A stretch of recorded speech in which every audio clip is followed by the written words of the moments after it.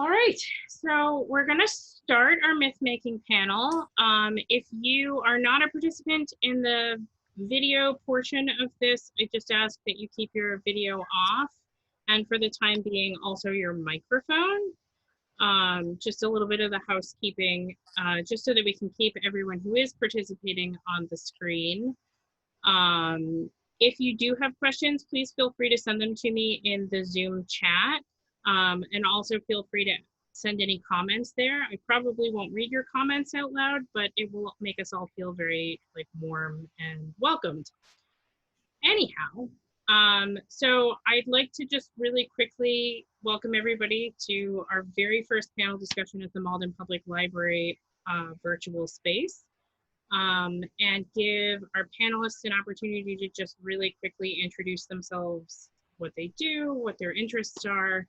And we'll have us go, I guess we'll start in the top corner with Evan, and then skip me and just kind of zigzag our way down. So Evan, tell us a little bit about yourself. I think you'll have to let us know who. Yeah, I'll call it out. Yeah, because we all have different views. Yeah. All right, Evan. Hi, everybody. My name is Evan Crean. I'm a film critic based in Somerville, and I'm co-chair of the Boston Online Film Critics Association, and I co-host a weekly podcast called Spoiler Piece Theater, and I'm also co-author of a book called Your 80s Movie Guide to Better Living, which is all about life lessons you can learn from 80s movies. Excellent, excellent. So I guess the next person we'll go to is Dee. Dee, if you want to. Sure. Yeah. Hi, I'm Deirdre Crimmins. I am also a film critic. I currently am located in Chicago, and I'm a member of the Chicago Film Critics Association. Yeah, I've been writing about genre film for about 11 years now. So. Excellent. Welcome, Dee. Andrea, do you want to go next? Sure. I'm Andrea Wolanin. I am a filmmaker and digital producer. From Malden, Massachusetts, actually. And I have done some film critiquing, mostly filmmaking, and my films tend to lie in the horror genre. Excellent. Josh? Hi, my name is Josh Kastorf. I'm a filmmaker. In recent years, I've been focused on documentaries, especially local history documentaries. But before that, I was doing very low budget fantasy and experimental films. And I'd love to go back to doing that at some point. And recently also I've been doing writing, photography, and I've been learning development for virtual reality. Very, very cool. Phil? Hey, my name is Phil Healy, and I am also a filmmaker, and I'm just north of Boston. Just north means within 2 hours, so technically I fall under just north. But yeah, I've been at it for a while. I also help out with a lot of places in Boston, like the Boston Underground Film Festival, Boston Open Screen. I help co-run with one of my partners in crime, Adam Van Voorhees. And yeah, my genres are documentary, horror, and comedy, and I've made a bunch of, I made some features and made some shorts, and yeah, this is a great panel. Thanks for having me on. You're very welcome here. All right, Jim. Last Hello. but not least. How are you? No, there's more, right? Oh no! Oh, Yeah. Sorry, Shiraz. Jim next. Yeah. And Shiraz. Shiraz, I didn't forget about you. When you think about who forgot about you, just remember it was not me. It was Cait. So, hello. My name. You're not smiling, kid. I'm just joking. No, Kill him with your eyes, Cait. Don't let him free. Hello. It was all Zach. I apologize. No, it's all good. I'm just having fun. Yeah. So my name is Jim McDonough, and I live down in the South Shore, Massachusetts. And for basically since 2008, I've been spending 15, 20 minutes a day, weekends, maybe a little more, and sometimes just making videos, movies, short films, or whatever. So it's something I do not all the time, full time, but I do it every day a little bit. If that makes sense. But it's like my passion. It's my love beyond my my other loved ones. All right, excellent. And And now, last but not least, And I'm Shiraz Shiraz. Biggie. I'm Shiraz Biggie. I am a PhD candidate at the CUNY Graduate Center. I live in Brooklyn, and I teach at Brooklyn College, and I teach children and young adult literature and performance. And specifically, my courses revolve around fairy tales and myths and how they get adapted and reused in all kinds of different mediums. Excellent. So we've got some pretty wide-ranging experience, and I know most of you are in film, but I genuinely feel that in a number of ways, like fairy tales, fantasy, transcend like visual media, textual media, oral traditions, and so I'm kind of interested to hear all of your perspectives on these things. I had said this before we met here, that this summer, the Malden Public Library adult fiction stories that we've been sharing have been a lot darker. And we've been focusing on fairy tales and ghost stories and folk tales that kind of deal with some of the anxieties and fears that we've all been feeling. And so that's really been our general focus. But this is a genre that I think touches on, these are genres that I think touch on pretty much all of human experience. And I think we start really, really young with folk tales and fairy tales and fantasy and the stories that we tell children. And those sorts of tales stay with us as we get older. And we carry the things that we learn from them with us.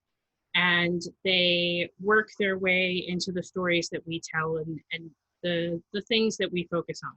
And sometimes we take them and we throw them in the trash and borrow one tiny little bit and tell new stories.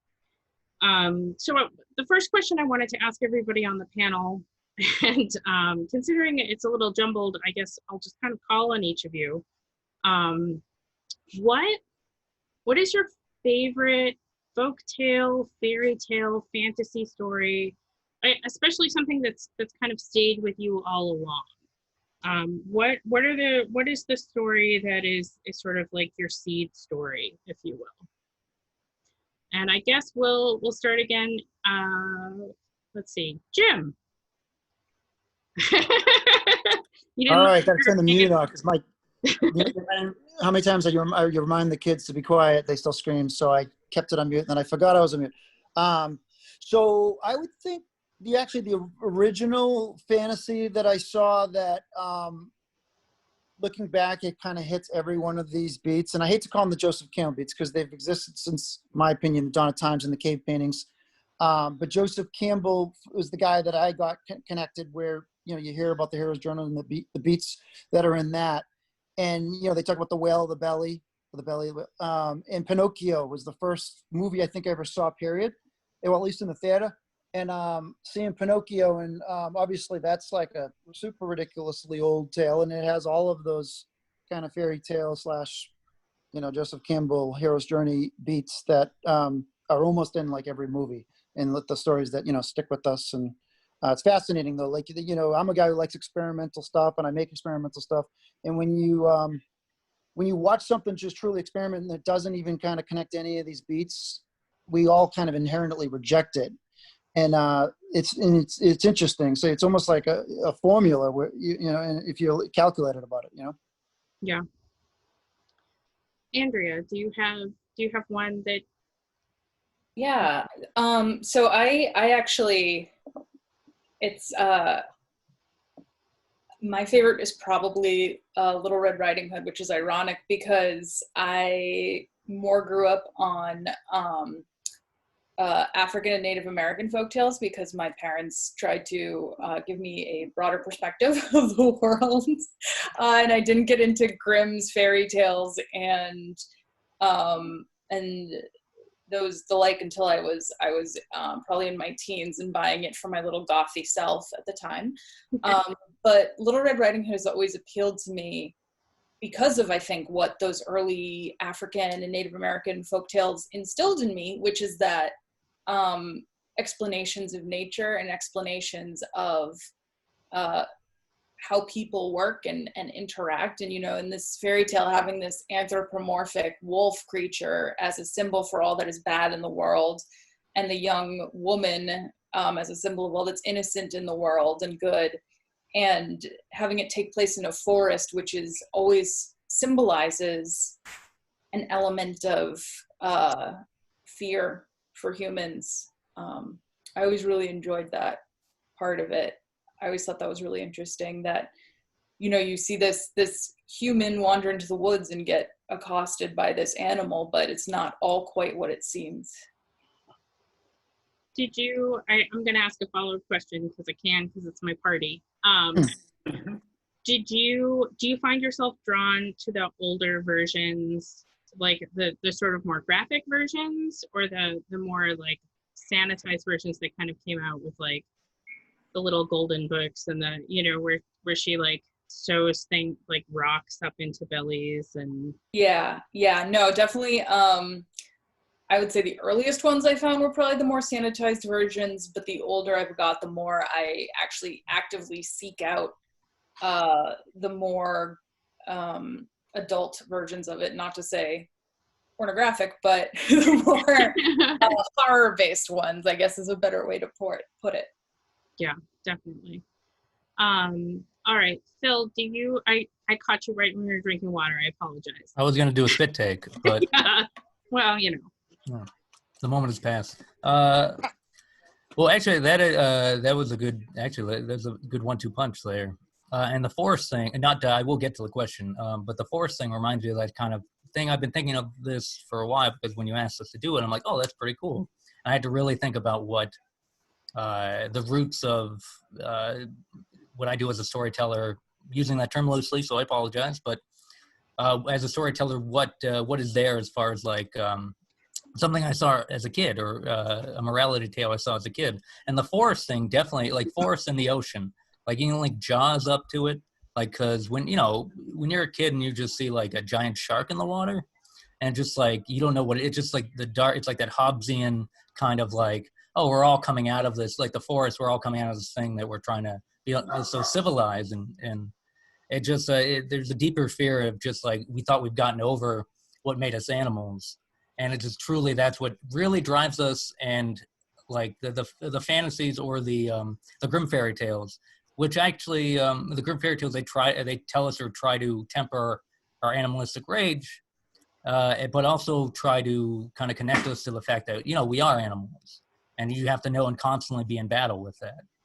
But I will say one of the first like maybe multimedia or just like television things I saw beyond like literature or whatever. There was a great thing on Nickelodeon when I was a kid. I think on Sundays they showed it was almost like it was like an anime kind of show that was like Americanized or just had American dubs, and it did like old Grimm, like European folktales. I don't know if anyone else had ever seen this, but there was one that really stuck with me because it was just so bizarre. Not bizarre because it's so out of this world, but just like the behavioral craziness of these three princesses that were locked in it, that were like these party animals, I guess, and they were being escorted down this crazy corridor to a secret land that these demons were trying to get these girls from party all night, and then they were going to take their bodies and do something. Well, all right. So as like a 7 or 8 year old kid, that kind of like, oh, so I guess I don't go party all the time.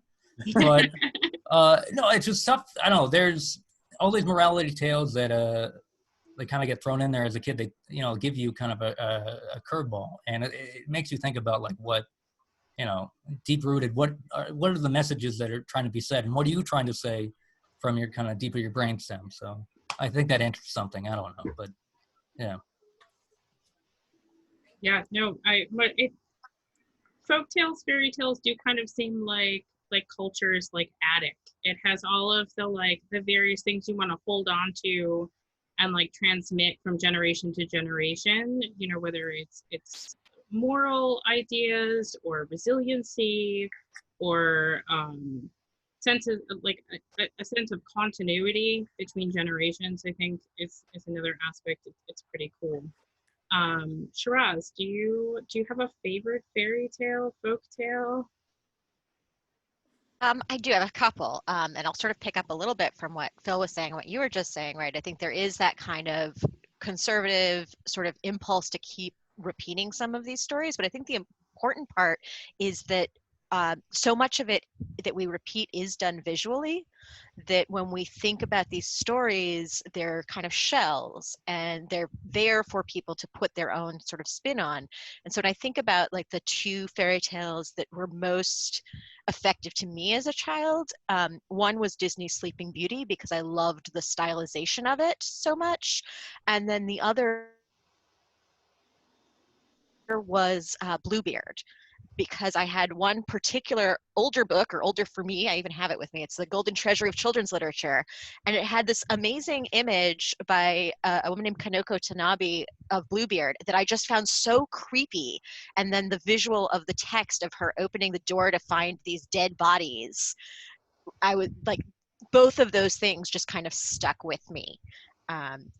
But then there's the sort of the transition of, if we're talking about the more literary, you'll pry the problematic Peter Pan out of my cold dead hands. Yeah.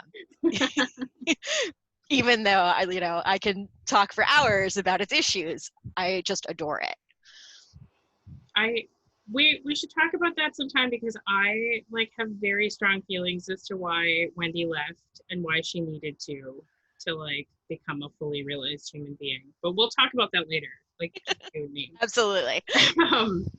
Let's see, Evan. Are you up there? This was hard for me too.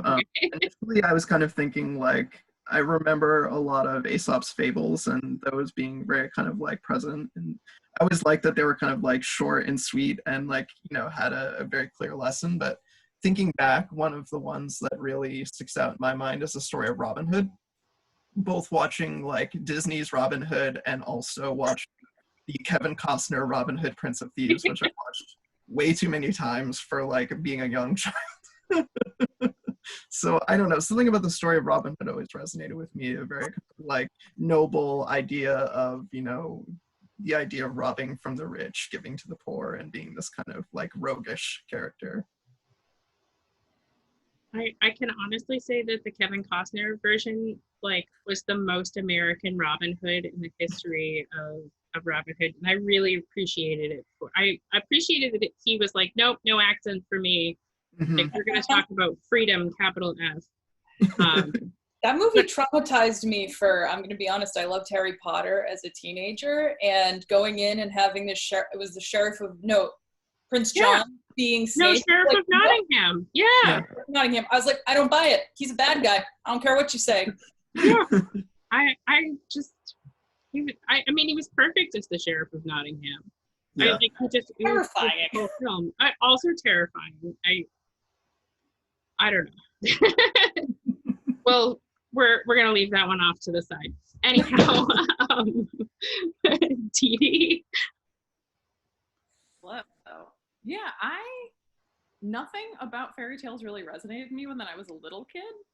Honestly, like, I didn't find them interesting. I wasn't really into Disney stuff, so I watched all of those typical movies, but I just wasn't engaged with them. I watched all the Shelley Duvall stuff, and I kind of thought some of it was fun. But I remember my mom telling me when I was probably like 10 or 11, and like someone was talking about Cinderella, she's like, the stepsisters really chopped off their toes, and I was like, really? I think we need to get more into this. So once I found out that like I had been spoon-fed something that was inaccurate, like as a kid I was very frustrated when kids were lied to or just assumed that we couldn't handle stuff because I really liked the dark stuff, no surprise.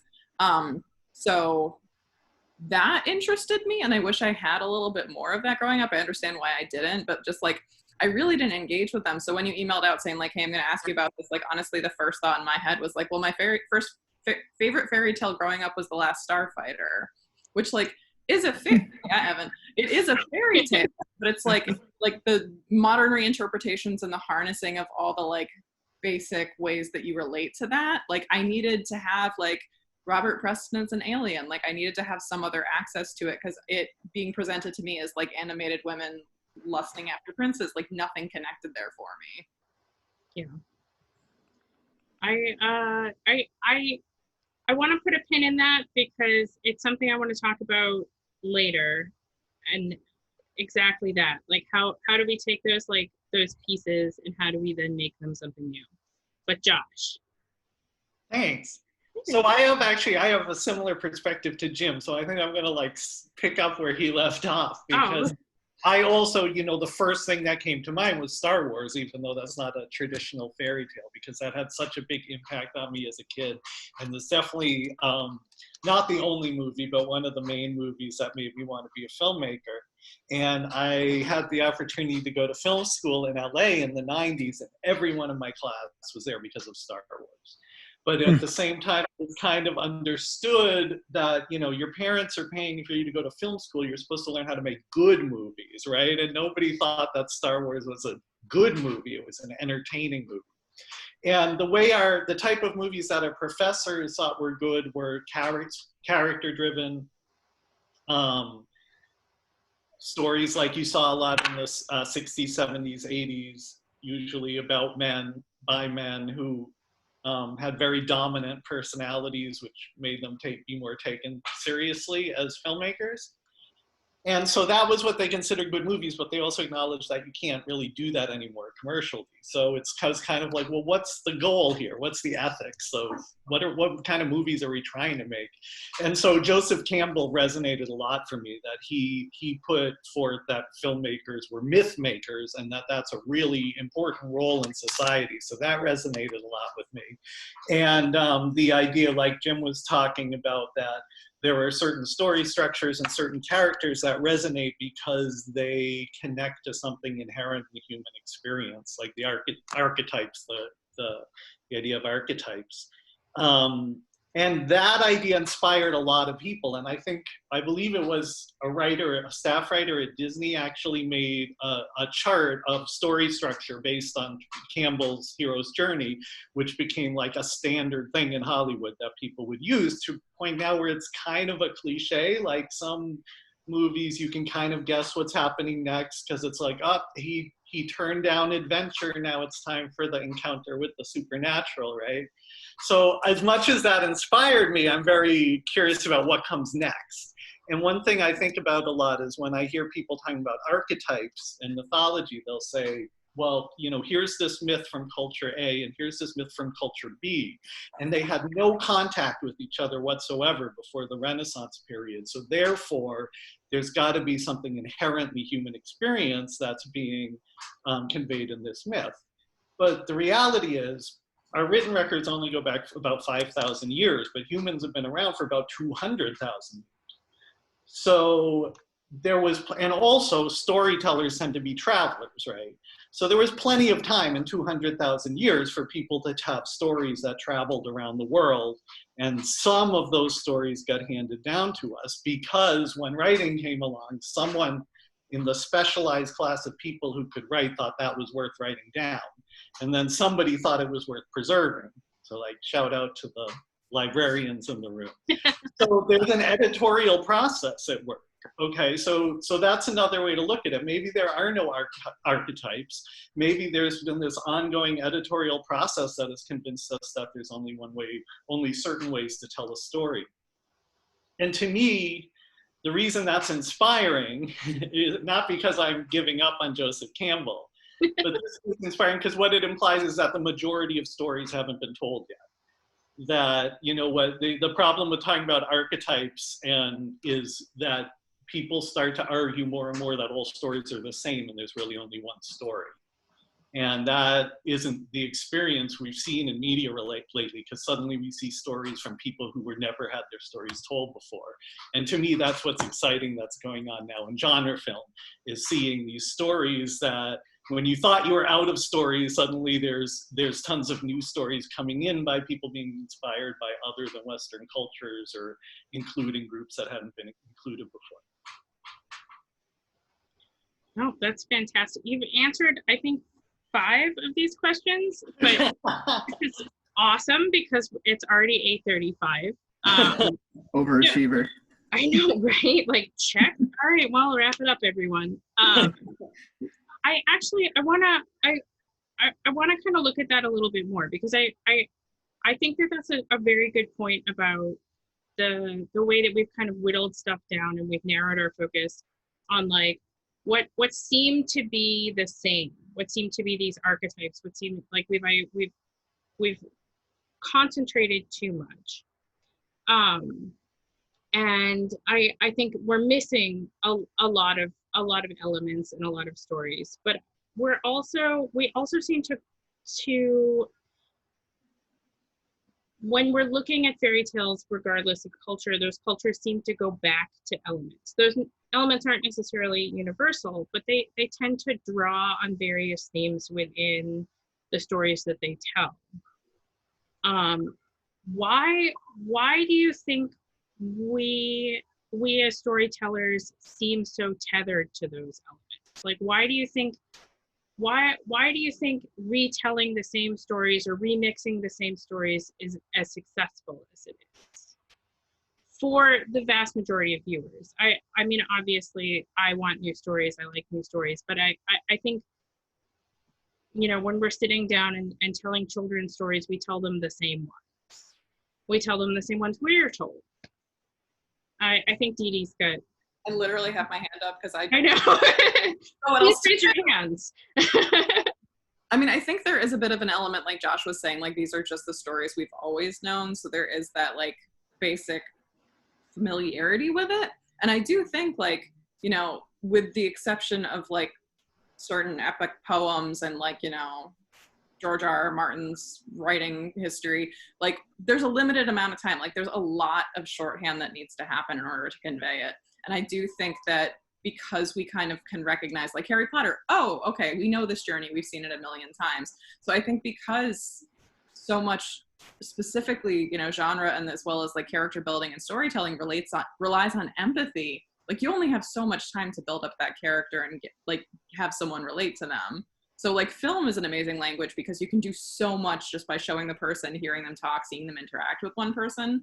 But in terms of their actual like plot structure, like if he did something completely different and like we didn't know what was going to happen next, like I think you would kind of lose the audience and lose a lot of that emotion that was building up behind them, because you know what's going on with them. Like you know what might happen next.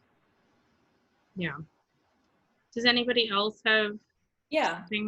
Yeah, I think I do. Oh. Andrea and then Shiraz. Okay.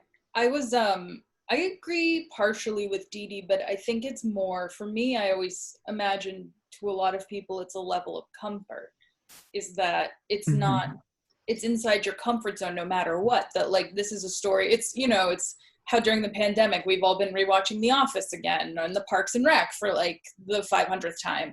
You know, it's because it's something we know and it's comfortable. And a lot of times when you think about fairy tales or myths and legends, you think about it as like a bedtime story for a kid. Like it's something you're getting to make them calm, to make them comfortable. And it's also because so many of these were created to make sense of the world around you. So hearing the same story again, in the case of like fairy tales about like, oh, the good always win in the end and the bad are punished. Or in the case of myths, this is why the sun rises and we shouldn't have existential crisis. And or in the case of Campbell's hero's journey, like we're all, even if you're normal, you're destined to be someone someday. Like that's very comforting and powerful in its own way. You know, like if you look at Star Wars, he's basically, I don't know, what is Luke supposed to be, some kind of a desert farmer or something. I don't understand. I've seen Star Wars. I don't understand what his family does besides moisture farming, drink blue milk. He's eating off the land. He should pay more taxes. Exactly that. But so because of that, you know, like he's this normal kid, and then all of a sudden it's like, oh no, you have a destiny, you have a history, you didn't know. And it's the same with Harry Potter. You know, you have this kid in this incredibly shitty situation where he's basically, you know, an abused child, and then all of a sudden one day somebody shows up and says, no, you're special, you're magical, you're coming with us. So I think it's a level of comfort for a lot of people and a level of hope. I think Beautifully said. I'm not kind of trying to go another direction, but to add to what you said, when I think how these beats are in every tale, that includes, songs. It's like I'm in sales for a living. You mentioned the guy traveling around telling stories. It's kind of like a salesperson, and it's basically any kind of story you tell of a story it's the beats where this is how things were, and you go through all of those beats. And I personally think it's our software code for learning, and why basically we needed to learn, as Andrea talks about, from the existential threats of the sun. We all needed to learn all these lessons, and it's basically the beats on how we learn and why. And we kind of think of it as positive endings, but it's not necessarily positive endings, but there is some learning in every one of these tales, good, bad, everyone dies, everyone lives, but there's learning of some sorts, and I think it's the software code. And I don't say that in a literal sense, theoretically, unless it's a simulation, of course. But I say that, it's just kind of how we've learned historically. Yeah. Shiraz, you wanted to add something? Yeah, and it sort of links these together, which is that, right, and I mentioned in my first little thing was that these are kind of inherently sort of conservative stories. They're stories about teaching us about the current norms of our society and the sort of status quo of it. They sometimes subvert that really well, but they imply a certain morality and a certain lesson, and they imply certain cultural similarities that link one another. And we can watch historically as societies have shifted, how these stories have shifted with them, and how they've sort of been rethought, reconfigured, packaged for children at certain points, unpackaged in the 1970s and brought back to adults, and now kind of in two different sort of sections. The postmodern fairy tale that builds on this assumption that the original, which one of you mentioned, right? It's only when you found out the original stories, but those weren't original either, right? Those are the first stories written down by men from stories that were told. And many of these fairy tales, they're just kind of these frameworks that allow us to then tell other stories within them, depending on what we need in our current moment. Definitely. Phil, I think you have a comment. Yeah, I want to address the existential meltdown of the sun going down. Every night my wife talks to me for 10-15 minutes like, it'll be back tomorrow morning, and then I go, all right, then I have to get back up and do my thing. But no, this is great. I don't get to talk about this often without being slapped in the face or something weird. Please, sir, get out of here. But back to, actually, I guess I would argue that every story is the same, but and it's boiled down to one, I like trying to boil it down to kind of an unfair truth of, at least for humans, and we can't go outside ourselves because, we can't necessarily, we can communicate with other beings, but not that well. But essentially, everything is a search for self, and everything from that is a subset of that, which, it's a bullshit answer in a lot of ways, so I pardon my friend. But I agree. Colin, Colin, once again, on the nose. No, but it's that thing where, and Shiraz brings up a good point of packaging. And also, one of my favorite ways to describe grim fairy tales in a lot of ways, conservative message. And it is a lot, and it's kind of great, because it's just oh yeah, and please right my wrong if I'm misinterpreting what you're saying, Shiraz, but as in conservative message, and this goes to the whole comfort thing too that Andrew was talking about. And also what a subset of what Jim was talking about, coding and comfort, and wrapping it up in to tell kids, oh, this is why you don't walk alone, or this is why there's some bad people out there, and if you don't do X, Y, if you don't do X, Z will happen to you, and it's kind of it'll be told in that message of you only listen to blood, and evidence of that is Didi in a lot of ways. But and I'm glad it was brought up, the cutting of toes, and also the fact that human language, going back to Josh's point of 200,000 years of early hominid, which even 5,000 years of our civilization, a lot happened. So I mean, who knows what happens in between that and further down that line. But also language has been so different over the years, over the millennia, that it's just so crazy how it just morphs into our understanding of each other and what we do. And beyond the, you know, guttural, you know, gruntings of give me that leaf or that carcass.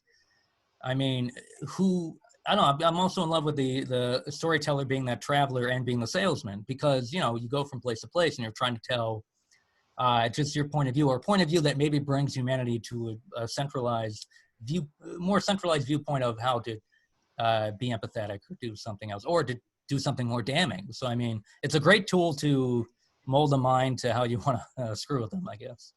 But isn't everything these days? Evan, I think Sure. you actually have a comment. Yeah, I just wanted to add on what other folks were saying. Like, yeah, it's for sure, it's an element of familiarity. It's a way that we process things. Bouncing off of Jim's concept of the salesman, I liken it to, you know, when you're pitching a movie and you're thinking, oh, well, it's this meets that. You go back to some other example for trying to pitch whatever your story is, and it's usually one of these common themes or one of these common stories, and there's a reason, because people remember them, but And also because studios they want money. What's that? I said, and also because studios want money. Yes. But they also resonate with people because people remember them. Well, and actually, I'm gonna add a question to this, which do they resonate with people because they are universal stories, or do they resonate with us because they are the first types of stories we're told? Like, do we keep going back to these stories because these are the stories that we're kind of indoctrinated into? Like, are we expecting a prince and a princess and a, you know, a catabasis through the underworld? Are we expecting a hero's journey because our very first stories are those stories? Like, is that what's happening? Are we just responding to the things that we've been given? Or that could also be rhetorical. Oh, Edie. I didn't want to answer first again. I have a comment if you want to go after me. Oh, no. Or Josh. All right. Mine's quick though, which is that it's not really an answer to your question. It's just to point out that people use familiar, when you want to, at least in mass media like film, when you want to introduce something to somebody new successfully, you do it by packaging it something familiar. So like a great example would be Black Panther, which did so many things we hadn't seen in movies before, but it was also criticized for being formulaic because it was very similar in structure to the other Marvel movies. And another thing people criticized that was interesting was, if Wakanda is supposed to be a utopia, then why do they have a king? And why do they have this very archaic system for determining who's king? And it brings up an interesting point that we live in an age where most countries aren't ruled by kings, but kings still have so much meaning in our storytelling. And the power of showing a Black king in an American movie, that was a very powerful symbol, even though it maybe didn't quite make sense for the type of society so I think, you know, maybe the question isn't like, I think a lot of it, if you want to move forward, then often you have to become an expert at using the symbols that already exist to get people to look at something new. So it doesn't really answer your question, but maybe partially answers it. I think Black Panther, using Black Panther as an example, I think a lot of the reasons we saw the symbols that we saw in this movie, which was a Black king and having it have the same formula as every other Marvel movie, is because we're already in a society where we can't have a film star an all-female cast or star a Black actor and have people go to it. So I think what we're doing is we're couching it in colonial ideas in order to feed it to the masses. And I think that relates back to Cait's question, in that I think part of the reason we like so many of these things, like the hero's journey, is because we live, you know, I think all of us have spent, or at least were raised majority in the US. And I think part of the thing is the US's key story that we tell ourselves is that we are special. And I think that's where the hero's journey comes in, is it tells us that all of us are special. You're special. You will have success one day. And that is the American dream. That is the American journey.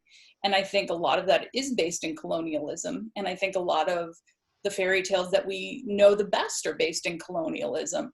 And I think that's why we hear a lot of the same stories over and over again, is because it's partially our society.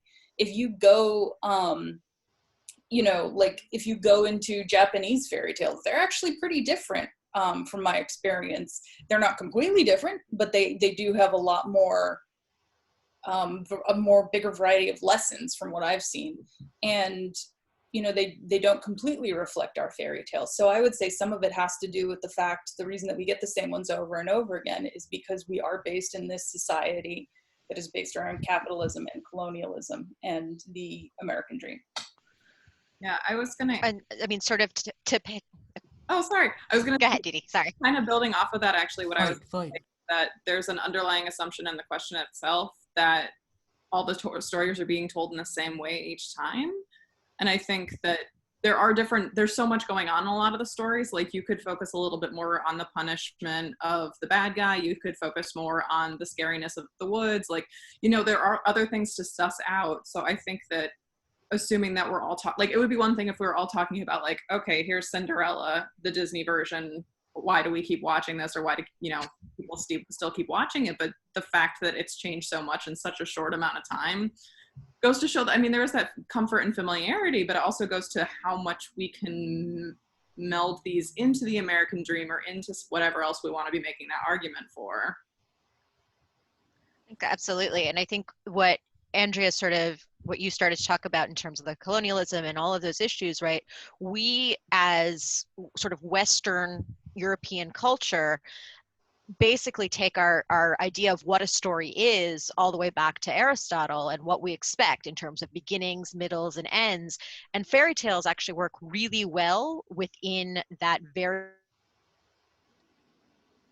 simple structure. They're very clearly marked as something short. They don't have specifics in terms of, they don't have to have subplots or other things, but you can tack on what you want to them. And all of those impulses to tell and retell stories were things that the ancient Greeks were really interested in, obviously, in mythology and all of that. But they're also what we expect. So when we look at stories from other cultures, we try to fit that onto them. And it doesn't always work. And so we'll go, well, that doesn't quite fit our definition, which is one of the troubles with the word fairy tale at all, is that what exactly is a fairy tale is really difficult to define. But one of the ways that I think about it, and one of the things that I think starts to go towards your question a little bit, is that they are stories of transformation in some way. They provide a framework where something can change within the story in a way that does make us feel more comfortable. And I think that whether we keep retelling these stories because they're the first ones that we heard, or whether they're comfortable to us now, or whether it's the framework, I think what they really end up being is a kind of that kind of frame where you get to do whatever you want within it. To make it be the story you want it to be, whether that's the American hero's journey, which is certainly not all fairy tales, but you raise the good point, which is which ones do we keep hearing over and over again? And it's a small handful of stories compared to all of the ones that are out there. Yeah. And, who has picked those ones? Which gatekeepers? And who continues to pick those ones? And I think, a lot of you are like, find that within your own work, like what ends up being successful, and how do you subvert like the sort of the sales aspect of cinema, of stage, of writing. Like how do you get a new perspective and a new voice out there when we are kind of caught up in a cycle of retelling the same thing over and over again? So yeah, we are about 5 minutes to 9. So I don't know if we're necessary. I have locked the meeting after our last guest. After I booted our last guest. But I'm wondering if you folks, rather than like continuing with my questions and running us over long, do you folks have questions for each other? Are there things that about this that you want to talk about? Are there? Well, I did have a comment just on kind of what you were eloquently discussing regarding like how do you get these new stories out there. And once again, you might not like what I have to say. I'm ready. But no, I mean, sometimes, well, coming from me, it might make sense. But sometimes a bit of ignorance goes a long way as far as like not know, like to kind of just to feel a bit, to kind of, it depend on what kind of fireball you are or what you're kind of just throw out there. Sometimes there's something inherently in someone that, you know, and you can tell just like with anything else, anything that stands out and gets thrown out there. And when someone is asked or put the task, like, oh, where did this come from? And you just, I don't know. This was just something that just I had and I reacted to. It just was a visceral reaction that I sculpted. So, I mean, I think in an academic sense, it's very important to know where all our thoughts and where our kind of our motion as an artist or a human being come from. But there's a lot to be said, and I know it's dangerous in these times to say sometimes a bit of just like putting a foot forward and just throwing something out there. But yeah. Any other follow-up comments or questions or? I feel like a hack for saying this and being the first person to enter this area, but I was just gonna say my second movie actually that I made was heavily based on a fairy tale, and I thought of it because I see the Bacchus trophy right behind Jim that I lost to him for Manicorn. Honestly, I felt silly having it, especially because I should give it to you. I put my Shauna Shea one right here, so we're good. We're even. I should give that. It's a fantastic film, Penton. Everyone in the world should see it. It's amazing. I love it so much, and yeah. Thank you. I love Manicorn, so there you Thank go. you. But that's Good save, you two. Yeah. That's our ongoing feud. That's why we can't see each other in public, and Cait had to put this online. It's true. They actually caused the pandemic. I'm very sorry, everyone. We're locked in for the long haul. They can't cross paths. But so, yeah, I mean, it was interesting because it was something I found when I was 28, and it was a fairy tale I'd never heard of before. And it's what's really interesting about it, to a point I believe Shiraz made earlier about the gatekeepers of fairy tales, is it's, to me, when I first read it, it read as a story of domestic violence and recovery from domestic violence.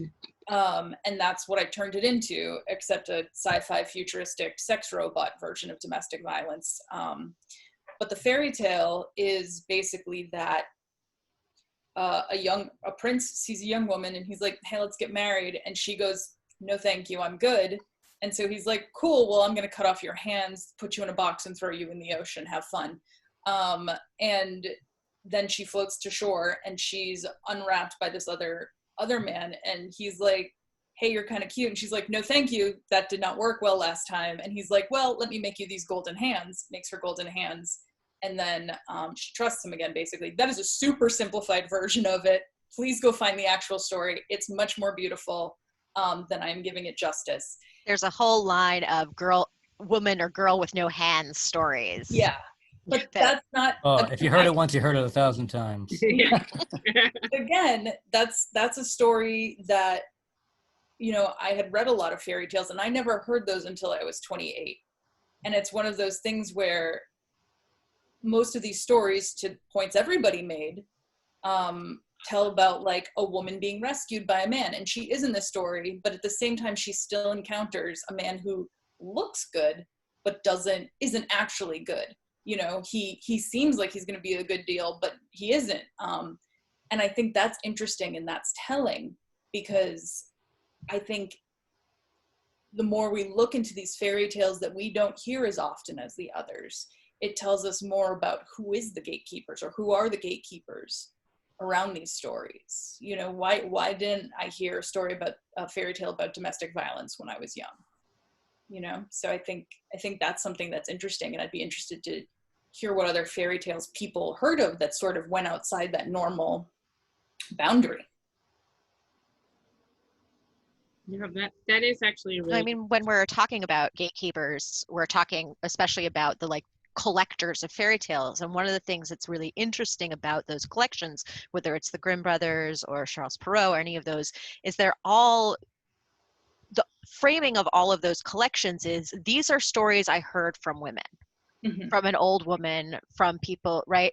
And when you look at some of those stories we don't hear as much, we can see much more clearly that these are probably were stories that women tended to tell that have been often warped, are the ones that have changed the most, are the ones that have sort of moved on. So one of the stories that I really love from the Grimm brothers is The Three Spinners, which seems like it's almost a Rumpelstiltskin-esque tale, but in it there's a young woman who doesn't want to spin, because spinning, if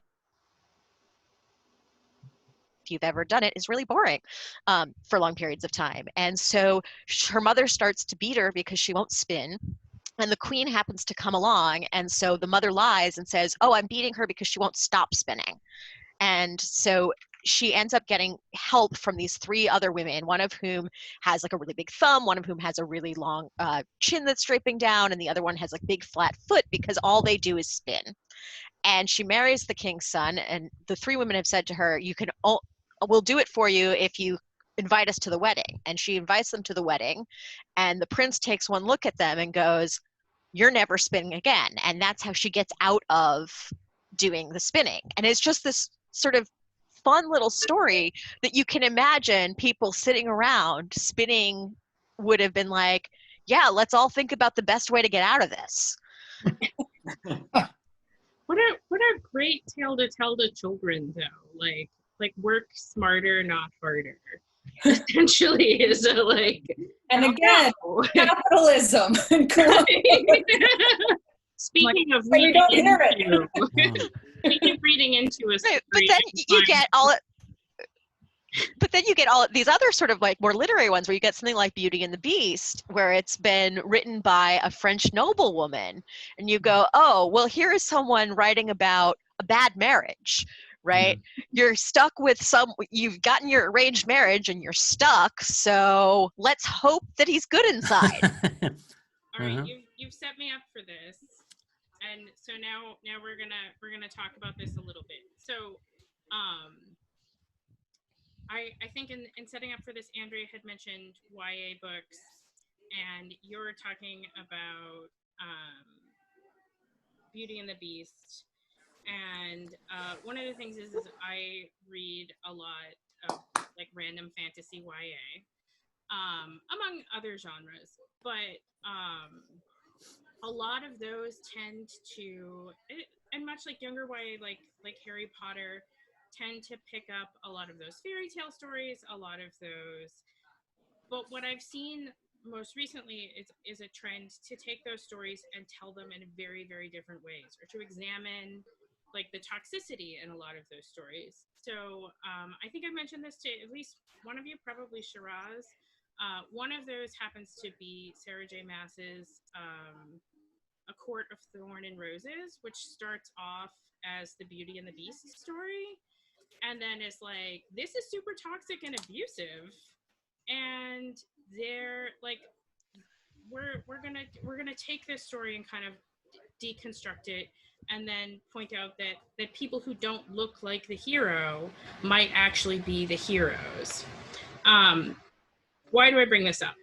Because I think that as much as breaking free of fairy tales and myths and all of the stories we normally tell is an important service, I think we also need to start looking at the ways in which you can deconstruct those stories. And I think that there are a lot of like filmmakers, I think there are a lot of writers that are starting to take those things that we teach children in those very like loose frameworks and do new things and question new things. I think right now there's a meme going around that rewrites the giving tree, the end of the giving tree, which good, bad, or otherwise, how you feel about it. So I guess my final question is what do you think we can make out of these stories? Like what are things that we're making right now that you think are good? What are ways that we can better put fairy tales and myths to service in telling new stories and conveying new values? So anybody raise your hand or shout. I guess I mean, I love every perspective here, and I'm not just saying that in a BS way. But my personal, yeah, my personal perspective is it's literally just like it's part of our language. It's a tool, however you want to look at it. So you subvert it, you deconstruct it, but you can do whatever you want with it. Like in sense of like, let's say Andrew, they're colonial times, but you could use the same kind of tools to tell completely new stories with new heroes. And it doesn't have to be, I guess, heroes, but I guess my point is I think it's just a mechanism of how we figure stuff out. Because again, the bottom line is of every one of these tales is this is the person in this situation, this is with their view of the world, but then they went through these trials and tribulations and came through. The other side typically died before they got there and come back. And then they have a new worldview. And like, a new worldview is just our changing of ideas in any sense of the world, whether we're figuring out things at a later point in our life or a younger point in our life, but it's literally the mechanism I believe in how we learn. So it's, I mean, I just think it's just a tool. It's a language. It's how, how we've evolved. Yeah. Anybody else? Or do you have like favorite retellings of things or restructurings or? So I'm torn on this question. On the one hand, I think there's amazing work that's being done, especially in YA, especially in some film areas, that is really subverting and deconstructing and thinking about and pointing out the flaws in these stories. And I think that's great. The thing is that relies on us already knowing the cultural, like the story, right? Whatever that piece is that we've gotten, whether it's the Disney version, and I spend so much time with my students being like, the Disney version is not the original version of this story. There is no original version of this story. Just scrap the word original from your vocabulary because we don't know. But that they rely on that kind of cultural memory and cultural capital, that it's like, can you do that without also maintaining that status quo? So I think the projects I'm more interested in are seeing things that are taking from a different canon of stories, that are not taking the same ones over and over again. I mean, I read a ton of YA adaptations.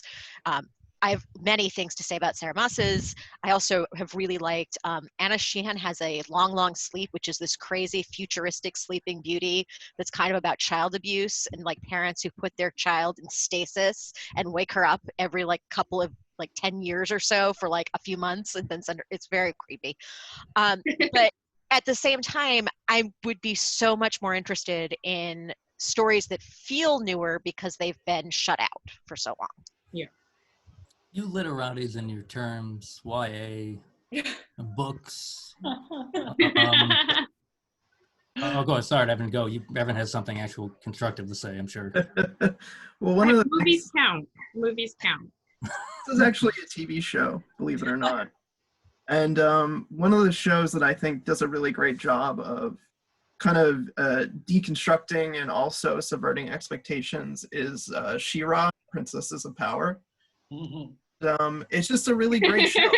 It's queer. It has characters of all different sizes and skin tones, which I think is really awesome. It also just kind of like takes on these themes and tackles them in a different way, and I really love that about the show. Like the idea of the hero having to sacrifice yourself, and like, do you really have to sacrifice yourself? Shouldn't what your hopes and dreams are matter, and shouldn't that fit somewhere into the picture besides everyone's expectations that they're lumping on you. So I just feel like that's a really great show that's kind of taking those challenges on and showing people that there's a different way to attack these kinds of stories. And it's light years from the original. If anybody ever, heaven forbid, go back and watch it, they might get through 7 syllables every 30 seconds or so. It's not the same show. And Action figures don't talk. No, they don't. I'm not sad for the change. It is. I honestly think that might be like currently, like what we have, something like that, or something like Avatar, where we have kind of newer stories that are borrowing from things that we would like to see, but also like other traditions, other perspectives, other views, and kind of creating like an amalgamation that lets us tell different stories. And I think it warms my heart. I was going to say something that I think. Oh, sorry. Oh, no. Josh, were you? No, she can go first. Okay. Sorry. That's okay. I was just going to say something that I think is really, I feel are almost new fairy tales are Black Mirror. I always feel like that show is like those are going to be the fairy tales for 6 generations from now, right? Like those are the things they're going to be telling. Like, we knew we shouldn't have gone into that portal thing after death, but here we are. So, you know, I think those are the next generation fairy tales for us. And if you haven't watched that show, I would highly recommend it because it is super futuristic and modernized fairy tales in some ways. And then I just wanted to say that two retellings that I really love are The Bloody Chamber by Angela Carter, which is feminist takes on a lot of fairy tales, and some of the ones in there are to Shiraz's point. Classic. Yeah, some of those are to Shiraz's point, somewhat traditional, but usually, like a couple of them are more external culture than Western culture, Eastern culture, or wherever you want to say. And then one that is like my guilty pleasure, but that's because I read it as a teenager, and it's a whole thing, is The Rose and the Beast by Francesca Leah Block, which Francesca Leah Block is just like my favorite popcorn teen lit writer. Like they're so gushy romancy for like teenagers, but they all are like, oh, you know, this girl's Orpheus in this story and she's going to go into the underworld and save her beloved person. And The Rose and the Beast is just like a series of the classics that she takes on, which are really fun and cute. They are, but she's dark. Like her Little Red Riding Hood version is creepy. No, she's definitely very dark. Abuse. Yeah. But one of the things that I really love about her is she sets everything in this very LA POV that she has, which is really, it gives her stories a very specific flavor that's really fun. So yeah. Josh, I think you had something you wanted to I was just going to bring it full circle on the Star Wars example. So I was a kid, and I really loved Star Wars as a little kid. And as I got older, I started to become very aware that it presented good guys and bad guys in a very black and white way. And I started to realize that wasn't how the world works. And not only that, but people who believe the world works that way end up doing horrible things, thinking they're doing the right way. So it was one of those things that made me think as I get older, oh, this shouldn't be my favorite movie because this isn't, you know, it didn't match my values as an adult. And I remember during the Gulf War, during the Iraq War, hearing soldiers say that they went over there thinking that they were the rebels, but then they found out they were the evil empire. And when the most recent set of Star Wars movies came out, in the first one, it starts off with a stormtrooper realizing that he's on the wrong side and defecting. And that was really powerful, even though to me, the rest of the movie, I wasn't as a, you know, since it's been a long time since I was obsessed with Star Wars as a kid. I wasn't sure whether I was really excited to see these, but that really resonated with me. And then in the second movie, there's this kind of odd subplot where two of the heroes take a side journey to this casino planet where there's all these really fabulously wealthy people, and there's also all this exploitation going on, but it's kind of subtle behind the scenes. And they find out that the reason these people are wealthy is from selling arms to the Empire. And so it completely changed the meaning of the story retroactively to the originals. And some people were not happy. I guess for a lot of fans, that was their least favorite part of the whole trilogy, was because they thought that side plot was so unnecessary.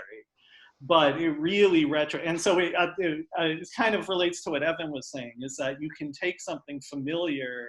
In mass media, you don't really have the option of introducing something new without packaging it with something familiar, I don't think. But you can take something familiar in a very new direction, as long as you have a sense of what your audience loves about it, and you can preserve that. And I think they did a great job with that with She-Ra. They knew it was a very different show, but they knew the little girls who watched it would now want their little girls to watch this show instead. And so, yeah. Anybody? Oh, Dee Dee? So yeah, I think kind of to the point where, like, if I'm talking about my personal preference about things that I like to watch, to Shiraz's point, like, I kind of think it's clever when they reimagine something or restructure it, but like, as someone who really, really enjoys contemporary genre cinema as well as international contemporary genre cinema, like, there's a lot of really interesting stuff, and it's kind of an interesting gateway for us into stories that we haven't necessarily heard before. So like, I don't know, I was just thinking about this like really quickly, like there's kind of two ends of the spectrum. Like there's an Irish film from a couple years ago called The Hallow, and it like is like, it's like, right? It's like fairy folk, but they're terrifying, and they're kind of supposed to be terrifying, and there's like a changeling in there, and it shows you like the panic of like a modern family encountering this in Ireland. And that's, you know, one way because people watch that, and I remember talking to someone like, wait, that's real? I'm like, well, real, but like, it's growing up from an Irish family, like fairy folk are not something that's kind of cool. And then also just came out last week, and I believe Evan talked about it on his podcast, but I haven't listened to it yet. La Llorona. Yes, I was just thinking about that. Yeah, because that's a Guatemalan film that takes a real life genocide and layers on top of it. Did you see that, Andrea, yet? Not yet, but that's been one of the ones I'm really looking forward to. It's incredible, but yeah, it takes like something that actually happened in the history, like a genocide of an entire, population of indigenous people in a real country, and layered on top of it kind of this like very, mythology-based revenge flick. Yeah. And it's just beautiful. Yeah. Like, Evan's just happy someone brought it up. Well, yeah, it's funny because literally as you were saying it, I was thinking, oh, I should bring that up. And then I was like, yes, Dee Dee brought it up. So we're very much on the same page. Yeah, and just even like a couple years ago, there was this other, a Dutch film called Borgman. And it's just like such a weirdo film. And I was watching it and I was like, this makes absolutely no sense. And then I wanted to read about it. And it turns out that it's based on this, I'm totally blanking on the name of the, fairy tale archetype of this little scamp who kind of shows up at your house, and he's like, I need a bath, and you have to give it to him, and you're like in a trance and you can't say no to him.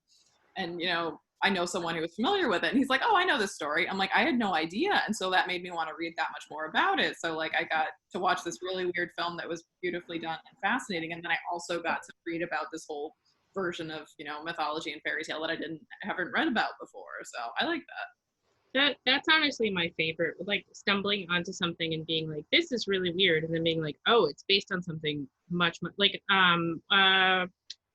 it a Czech film, Little Odik? Little Odik, oh my god, yes, like Hans Venkmeyer. Yes. And then being like, oh, this is a much older tale, but to see it play out like in that film with that creepy log child and this stop motion, I strongly recommend it, but I also recommend that you not eat anything before you view it. And also, if you have any fear of children, and specifically children eating you, don't watch the movie. Right then. Noted. Yeah. Yeah. There's actually, Jan Svenkmeyer actually did a Alice in Wonderland animation, I think in the 80s. that's really good. I found it to be a little dry, but if you liked his animation and you like the fairy tale aspect of Little Otik, definitely check out his Alice in Wonderland. It's really awesome. Beautifully animated. And a lot of his shorts, which you can find on YouTube, actually are also pretty fairy tale based, but I don't think you can really eat before any of them. So yeah, that's probably advisable. All right, hold on. I'm gonna unmute Lily because she had a question. Hopefully she still has that question. And then if you guys, if anybody else has a question and they want to type it to me, all of our viewers here, if they have something they'd like to ask the panel, we can do a couple of quick questions, and then we should probably let everybody go on with their lives. Your chat is currently disabled. It should not be. What? And I actually just wanted to add to, I guess, that final question, or answer it. And it just was kind of said, but the weirdness of it all, like things being like, for new stories to be told, just let it be weird. That's all I got to say, and just wait. Just wait, because if people, and here's a little weird fable. For whatever reason, I'm not Catholic, or I don't belong to a Methodist church, but I was at a free breakfast because I'm cheap. So I was there, and I was talking to an older woman. They were very nice, very kind, very sweet, not a mean bone in her body, but she was saying to me, because I was a young person, and at the age of 36, she had said, and she knew I'd been into the city. It's like, I saw a young man wearing an earring. What do you think of that? And I just put down my pancake I was eating with my hands, and I said, just kind of like, everyone's entitled. Just don't go into the subway in the city if that necessarily throws you a whirl or whatnot. And I was just like, whoa, and I, started going down a path of like, well, this is how other people see themselves now. And it's just like a non-binary system, not just stars, but people too. And then but it was but she took it well, but it just was a thing. It's like, just wait, just let it get weird and just wait, because all these stories will be told, and the weirder it gets, the more accepted it will become. And the more you reach out for that stuff, like, you can't stop it. And the more you try to suppress it, the force on the other end is going to rocket towards it. I mean, we've seen that right now on the political spectrum, or just in general. So, I mean, it's all, hey, these new stories will come out whether we like it or not. So it's great. So to that, Tim Porter says yay to weird. So there we, all right, let me see. Lily has a question for you. If you can unmute her. Maybe. There we go.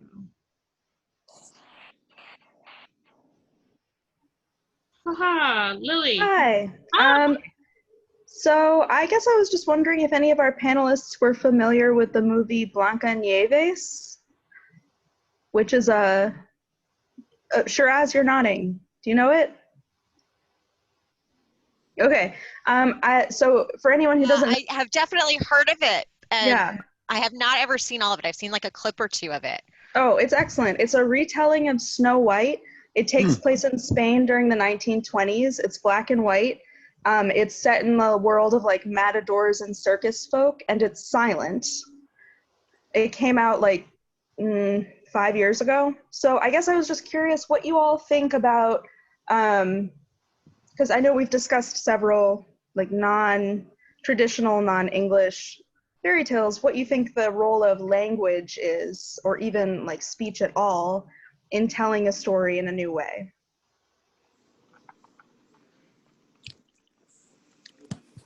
I think it's unnecessary. We did silent film for how long in the film industry before we started doing talkies, and I think if you can learn how to use images in the right way, I think that you can do it very successfully, in the same way that if you can learn how to use dialogue in the right way, you need very few images. So two examples on either side of that, I think, are for dialogue. One film that comes to mind is La Jetée, which is a black and white photography film that actually inspired 12 Monkeys. And it's narrated, but it's only photographs. Like, it's just photographs. There's no, there's one tiny clip that moves, and it's almost an animation, an animated clip. So I think that's a really great example of using a limited amount of visuals to tell a story. And then I think, I mean, there's so many silent films. I'm a particular fan of Buster Keaton. He's not particularly fantastical or fairy tale like, but I think so many of his stories are so well told through action and without needing words. I mean, there's intertitles, but you don't really need them to get the story across. You know, there's so many great ones out there that you can see, and Charlie Chaplin was especially great at that too, I think. And now we have Guillermo del Toro, who does great dialogue as well, but I think the people he works with in terms of imagery really help him get his story across in a way that he could probably work with them and get it across without words. Thank you. Anybody else? Or I want to sort of tack onto that a little bit.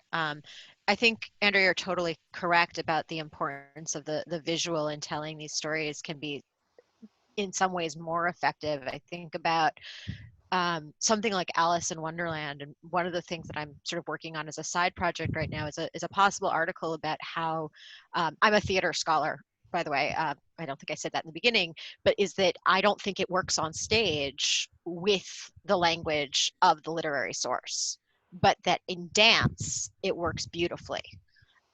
Because the imagery stands on its own and it doesn't try to compete with the original sort of text.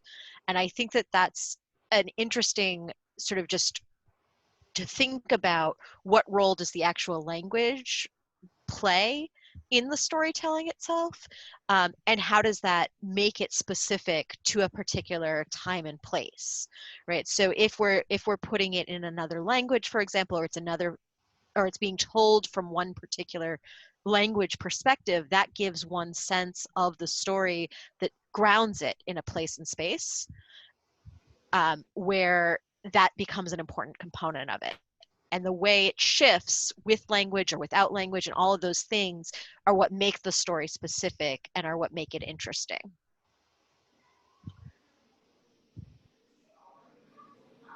Thank you again. Anybody else, or other questions? Are there questions from non-participants? And by that I mean audience.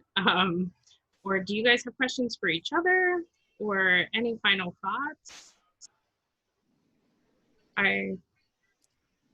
No, you're good. I had a lot of fun. Enjoyed the conversation. Yes, thank you Yeah. so very much for being here. Thank you for you know, coming out on a Thursday night and setting up a laptop in a room and appearing on camera for a period of time while I ask you weird questions, and sometimes make weird points. You guys are wonderful, and thank you for bearing with me. This is my very first panel and the very first time I've grilled people on anything. Woo! You guys are the best. I am gonna, when this is all done, we'll shut it down, and this will go up on YouTube. So if anybody wants to relive this moment in time, including that lovely person that I threw out, that's my favorite memory. Cherish him always. Yeah. Yeah, he was great.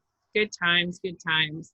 All right, well, thank you again, and you guys have a great night. And I'm sure I don't know when I'll see you, but I'll see you. All right. Hi, everyone. Bye, everybody. Bye. Hi, thank you. you. Thanks for having us.